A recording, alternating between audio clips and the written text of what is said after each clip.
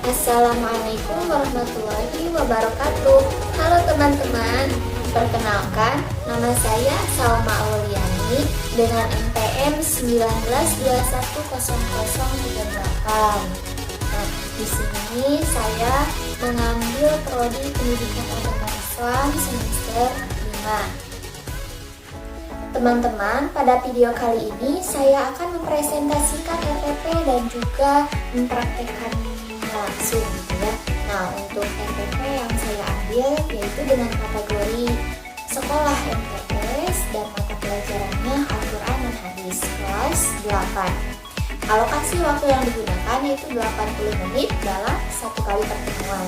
Nah, untuk materi pokok yang saya ambil mengenai ku berbagi infak dan sedekah dengan ikhlas, dengan submateri pengertian infak dan sedekah, kemudian isi kandungan Quran Surat Al-Fajr dari ayat 15 sampai 18. Nah, untuk media dan alat yang saya gunakan yaitu proyektor, laptop, kemudian PowerPoint. Nah, untuk sumber belajar yang digunakan dalam proses pelajaran diantaranya menggunakan Al-Quran terjemah, juga buku paket guru dan siswa. Selanjutnya perencanaan pembelajaran. Pendekatan pembelajaran yang saya gunakan yaitu ekspositori, yang mana pembelajaran ini lebih mengedepankan pada proses penyampaian materi secara verbal, dan untuk strategi yang saya gunakan yaitu pembelajaran langsung, yang mana saya langsung menjelaskan materi kepada murid ya hari itu juga langsung gitu, secara langsung. Dan metode yang saya gunakan yaitu ceramah juga penugasan. Teman-teman, untuk selanjutnya saya akan menampilkan atau menyampaikan indikator dari pembelajaran Al-Quran Hadis ini. Nah, teman-teman bisa dilihat ya dari PPT yang sudah saya tampilkan, Nah, ada berbagai indikator yang harus dicapai oleh siswa. Di antaranya menjelaskan pengertian infak, kemudian menerjemahkan Quran Surat Al-Fajr dari ayat 15 sampai 18 tentang infak di jalan Allah, kemudian ada menganalisis isi kandungan Quran Surat Al-Fajr dari ayat 15 sampai 18. Setelah menganalisis, siswa dituntut untuk menyimpulkan keterkaitan Quran Surat Al-Fajr dari ayat 15 sampai 18 tentang infak di jalan Allah Subhanahu wa Ta'ala. Nah, indikator selanjutnya yaitu menghafal ya. Setelah menyimpulkan, siswa itu dituntut untuk menghafal Quran Surat Al-Fajr dari ayat 15 sampai 18 dengan terjemahnya. Setelah itu membuat proyek video hafalan Quran Surat Al-Fajr dari ayat 15 sampai 18 dengan terjemahnya pula. Setelah itu mempresentasikan proyek video yang telah mereka buat ya di depan kelas atau di depan teman-temannya. Nah, setelah mempresentasikan, indikator yang harus dicapai oleh siswa selanjutnya yaitu merumuskan hasil analisis dari isi kandungan Quran Surat Al-Fajr ayat 15 sampai 18 dengan fenomena sosial tentang infak dan sedekah. Setelah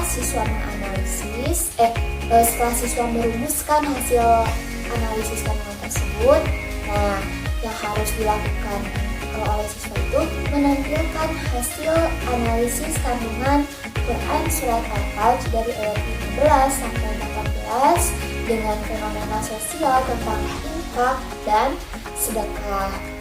Untuk indikator yang terakhir yaitu membuat laporan tertulis ya, atau kesimpulan mengenai keterkaitan kandungan Quran Surat Al-Fajr dari ayat 15 sampai 18 dengan fenomena sosial tentang infak dan juga sedekah. Selanjutnya yaitu tentang tujuan pembelajaran. Yang pertama, membiasakan sikap peduli kepada sesama dalam kehidupan sehari-hari. Yang kedua, ada memahami pengertian infak. Kemudian yang ketiga, ada menganalisi isi kandungan Quran surat Al-Fajr dari ayat 15 sampai 18 tentang infak di jalan Allah SWT. Lalu yang keempat ada menyimpulkan keterkaitan ya Quran surat Al-Fajr dari ayat 15 sampai 18 tentang infak di jalan Allah SWT. Yang kelima, mendemonstrasikan hafalan Al-Quran Quran surat Al-Fajr dari ayat 15 sampai 18 dengan terjemahnya. Dan yang terakhir, tujuan pembelajaran yang terakhir itu membuat proyek video hafalan Quran surat Al-Fajr dengan terjemahnya. Selanjutnya ada pendahuluan. Yang mana pendahuluan ini itu hal yang harus dilakukan ketika guru berada pertama kali ada di kelas. Jadi guru itu harus mengawali proses pembelajaran dengan berdoa bagi kemanfaatan dan keberkahan ilmu yang dipelajari, serta mendoakan kepada guru dan guru-gurunya hingga Nabi Muhammad SAW sebagai sumber ajaran Islam yang dipelajari. Hal ini merupakan bentuk religius. Dan selanjutnya mengkondisikan suasana belajar dengan cara mengecek kehadiran peserta didik atau mengecek kondisi kelas. Ya, itu merupakan bentuk disiplin yang dilakukan oleh guru kepada siswa. Selanjutnya yaitu menyiapkan fisik dan psikis peserta didik dalam mengawali kegiatan pembelajaran. Ya, bisa dalam hal ini jadi guru itu bisa mengadakan dulu ice breaking sehingga siswa itu lebih siap ya, lebih siap dan untuk mendapatkan materi yang akan kita jelaskan nanti. Baik teman-teman, untuk selanjutnya yaitu saya akan menyampaikan mengenai kegiatan inti yang harus dilakukan oleh guru kepada siswa ketika berada di dalam kelas. Nah, ada kegiatan literasi yang mana peserta didik itu akan diberi motivasi dan bantuan untuk melihat, mengamati, membaca, dan juga menuliskan kembali terkait pengertian infak dan sedekah, dan juga isi kandungan Quran surat Al-Fajr dari ayat 15 sampai 18. Selanjutnya yaitu ada critical thinking. Nah, jadi guru itu memberikan kesempatan untuk mengidentifikasi sebanyak mungkin hal yang belum dipahami, dimulai dari pertanyaan faktual sampai pertanyaan yang bersifat hipotetik. Nah, untuk pertanyaan ini harus tetap berkaitan, harus tetap berkaitan dengan materi pengertian infak dan sedekah atau dengan materi yang sudah tadi dijelaskan. Selanjutnya yaitu ada komunikasi. Jadi dalam komunikasi ini guru bertanya kepada siswa dan siswa itu harus menjawab pertanyaan-pertanyaan yang disampaikan oleh guru tadi mengenai materi tentang pengertian infak dan sedekah, dan juga mengenai isi kandungan Quran surat dalam komunikasi ini ada tanya jawab antara guru dan siswa. Selanjutnya ada kolaborasi. Nah, dalam kolaborasi ini, jadi peserta didik akan dibentuk dalam beberapa kelompok untuk mendiskusikan, kemudian mengumpulkan informasi dan saling bertukar informasi mengenai pengertian infak dan sedekah, juga mengenai isi kandungan Quran surat Al-Hajj dari ayat 15 sampai 18. Nah, selanjutnya ada creativity, yang mana guru dan peserta didik itu membuat kesimpulan tentang hal-hal yang telah dipelajari terkait menjelaskan isi teks yang didengar dan berkaitan tentang pengertian infak dan sedekah, juga mengenai isi kandungan Quran surat Al-Hajj dari ayat 15 sampai 18. Selanjutnya yaitu ada bagian penutup dan penilaian. Nah, untuk bagian penutup ini merupakan hal yang harus dilakukan oleh seorang guru ketika berada di dalam kelas, yaitu guru dan peserta ya membuat rangkuman atau kesimpulan pelajaran tentang poin-poin penting yang muncul dalam kegiatan pembelajaran yang baru dilakukan tadi oleh guru ya. Kemudian guru mengakhiri proses pembelajaran dengan mengajak untuk mencukuri atas keberhasilan proses pembelajaran, dan guru juga mengajak siswa untuk berdoa bersama dalam akhir dari pembelajaran. Nah, kemudian ada penilaian. Nah, dalam penilaian ini jadi dilakukan terhadap materi yang mana dapat dilakukan sesuai kebutuhan guru, yaitu dengan mengamati sikap siswa, kemudian bisa menilai dari hasil tes pengetahuan atau dari hasil tes baca Quran untuk kerja hasil kerja mereka, dan juga hasil karya atau proyek penilaian dengan rubrik penilaian itu yang sudah disesuaikan.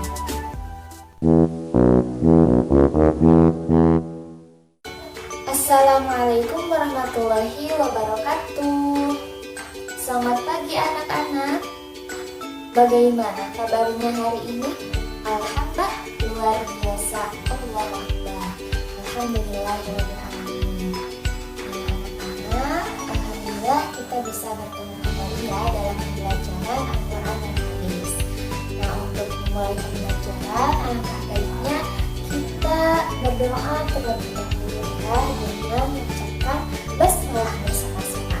Bismillahirrahmanirrahim. Nah, untuk selanjutnya sebelum kita mulai, Ibu absen terlebih dahulu ya. Apakah semuanya hadir? Iya, insya Allah semuanya hadir ya. Nah, selanjutnya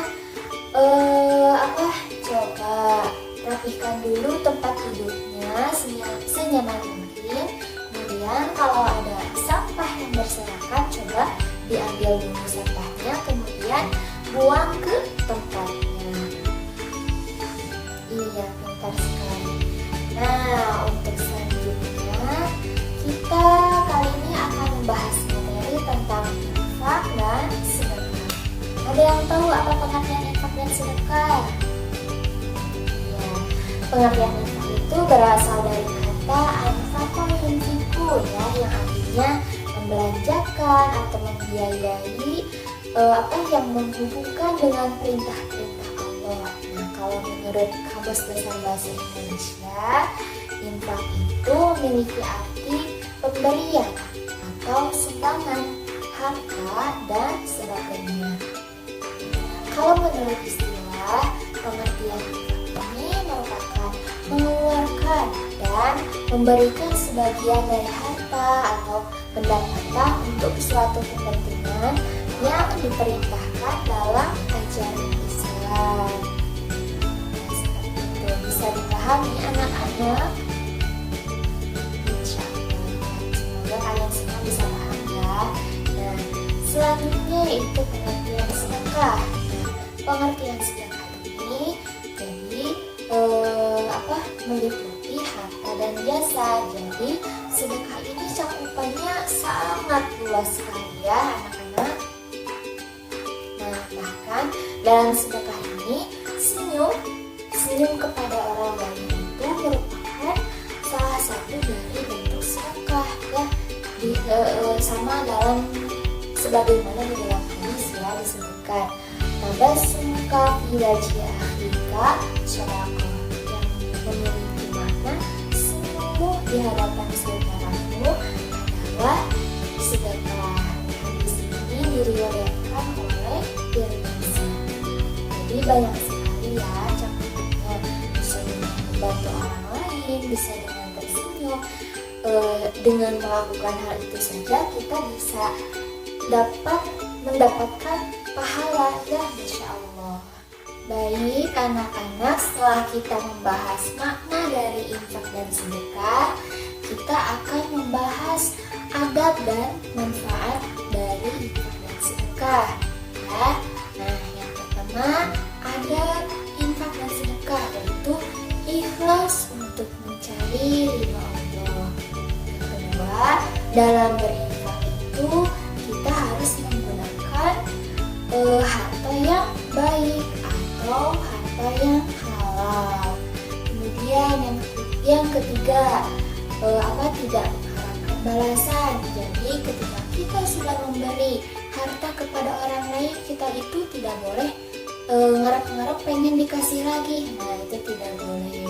Yang keempat, memberikan sedekah kepada orang yang membutuhkan. Yang kelima, tidak mengungkit-ungkit sedekah. Jadi kalau kita udah ngasih ke orang lain, nah besoknya itu tidak boleh dibahas lagi kalau kita itu udah sedekah. Nah itu jangan ya, nanti maksudnya kan lain gitu, niatnya berarti salah gitu. Lalu yang keenam, tidak menyakiti perasaan si penerima. Nah itu adab dari infak dan sedekah. Nah lalu apa manfaat dari infak dan sedekah? Ada yang tahu tidak? Nah, manfaat dari infak dan sedekah yang pertama, membersihkan badan dari dosa. Kemudian yang kedua, sebagai penolak bala. Dan yang ketiga, memberikan kebahagiaan kepada orang-orang miskin atau orang-orang yang tidak mampu.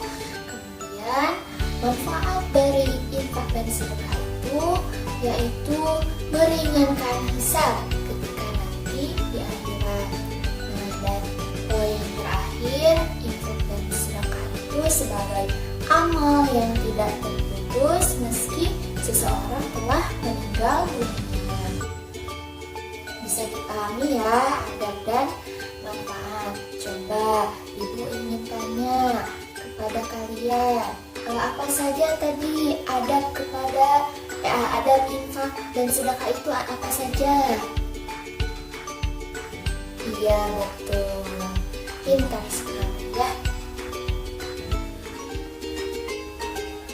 Baik anak-anak, setelah kita membahas pengertian infak dan sedekah dan juga membahas mengenai adab dan maknanya, selanjutnya kita akan membahas tentang isi kandungan Quran surat Al-Fajr dari ayat 15 sampai 18. Tapi sebelumnya, Ibu ingin mengajak kalian semua untuk membacakan terlebih dahulu Quran surat Al-Fajr dari ayat 15 sampai 18. Siapkan dulu Qurannya ya.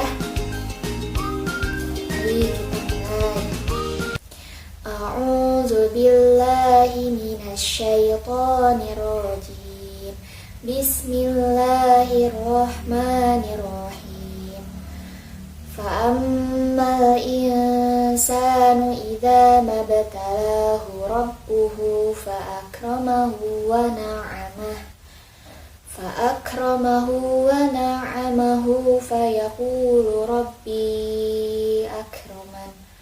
Wa amma idza فقدر عليه رزقه فيقول ربي أهانن كلا بل لا تكرمون اليتيم ولا تحاضون على طعام المسكين صدق الله العظيم. Alhamdulillahirrahmanirrahim.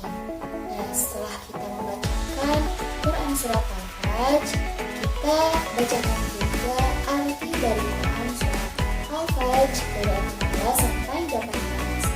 Untuk ayat ke-15 berarti adapun manusia apabila Tuhannya memujinya lalu dia dimuliakan dan diberi kesenangan, maka dia akan berkata, Tuhanku telah memuliakan. Lalu ayat ke-16, adapun bila Tuhannya memujinya lalu membatasi rezekinya, maka dia berkata, Tuhanku mengkhianatiku.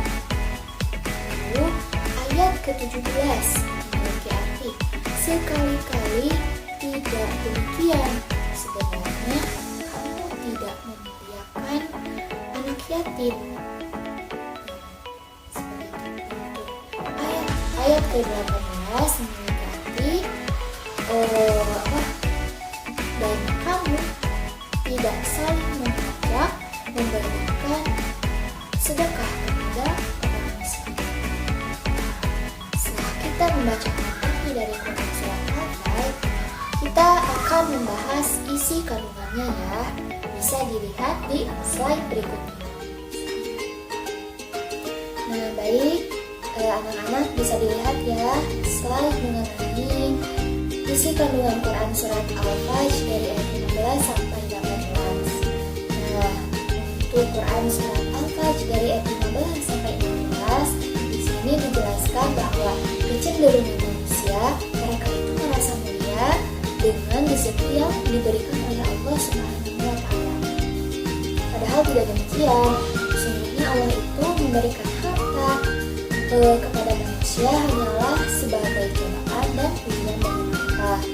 Dan begitu pun sebaliknya, jika mereka diberikan kesempatan rezeki, mereka itu menganggap bahwa Allah telah menghina mereka. Padahal tidak demikian. Sesungguhnya Allah itu memberikan rezeki kepada siapapun yang Allah kehendaki, dan Allah juga akan menyempitkan rezekinya sesuai dengan yang Allah kehendaki.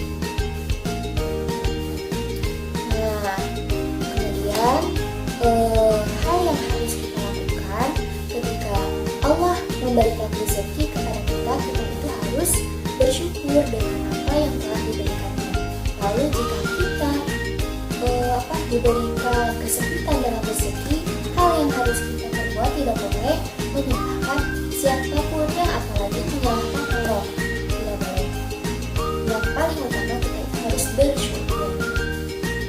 Nah, untuk isi kandungan selanjutnya mengenai Quran Surat Al-Fajr dari ayat 17 sampai 18 dijelaskan bahwa Allah itu mengisyaratkan agar manusia memuliakan dan menyayangi anak yatim, memperlakukan mereka dengan baik, sebagaimana di dalam hadis yang diriwayatkan oleh Ibnu Majah bahwa Rasulullah SAW bersabda, sebaik-baiknya rumah seorang muslim adalah rumah yang di dalamnya ada anak yatim, kemudian diasuh dengan baik.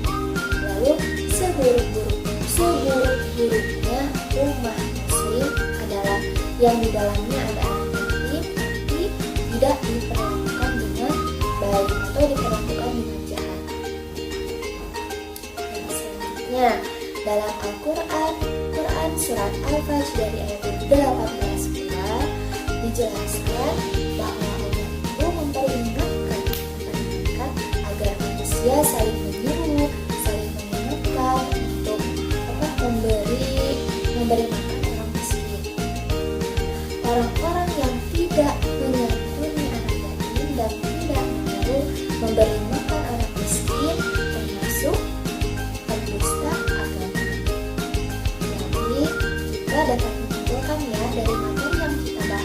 dari tadi mengenai pengertian, kemudian adab dan manfaat infak buat sedekah, kemudian isi kandungan juga kita itu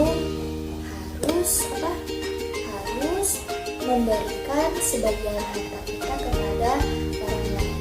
Lalu kita juga harus membantu atau memperlakukan anak yatim dengan sebaik mungkin. Itu kesimpulan yang bisa kita dapatkan dari pembelajaran hari ini.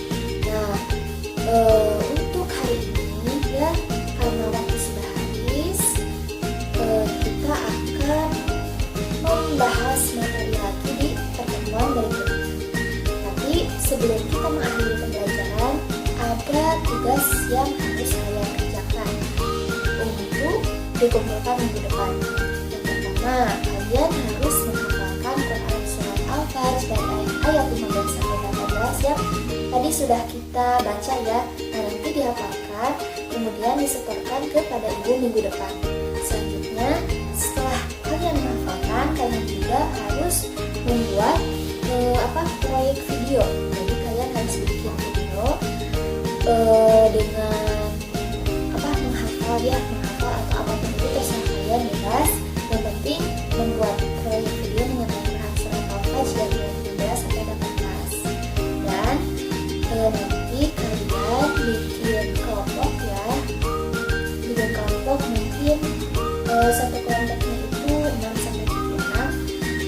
Kemudian setelah dibentuk kelompok, kalian harus membahas isi kandungan Quran surat Al-Fajr dari ayat 15 sampai 18. Setelah itu dipresentasikan di depan kelas. Itu juga akan dipilih secara acak ya minggu depan, nanti di pertemuan selanjutnya. Nah, mungkin itu tugas yang harus kalian kerjakan. Selanjutnya, mari kita tutup pembelajaran ini dengan